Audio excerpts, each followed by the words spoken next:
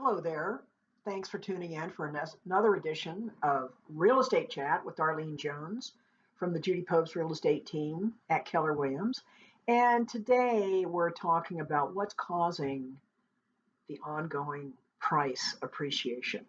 If you're thinking about a move, you probably want to know what's going to happen with home prices for the rest of the year. And many experts say that the price growth will moderate due to the shifting and decelerating market. Ongoing appreciation is still expected. This means that home prices will not fall. Here's a look at two of the key reasons experts forecast continued price growth, and that is supply and demand. Even though the inventory is growing, the housing supply is still low. The following paragraph helps to show the story. The blue bar represents the years leading up to the housing crisis in 2008. I was there, and the graph shows right before the crash, home building had increased significantly. There was lots of new inventory on the market. And that's because buyer demand was so high due to the loose lending standards that enabled more people to qualify for a home loan. And being in the real estate business over several decades, I never thought I would experience the deflation that followed in the 2008 market. Never in my lifetime did I think I would see that. So the resulting oversupply of homes led to prices dropping during the crash. And some builders, of course, left the industry, closed their businesses, and that led to a long period of underbuilding of new homes. It was crickets for many years. I was one of those home builders, okay?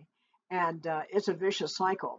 So even as more new homes are being built this year and in the years ahead, it's still going to take a long time to build enough homes to meet the deficit of the underbuilding that has taken place over the 14 years prior to COVID. Okay, millennials will create a sustained demand in the demand of housing moving forward. The frenzy the market saw during the pandemic is because there was more demand than homes for sale.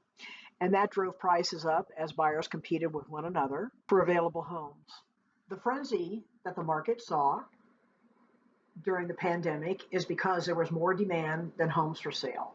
And that drove the prices up as buyers competed with one another for available homes.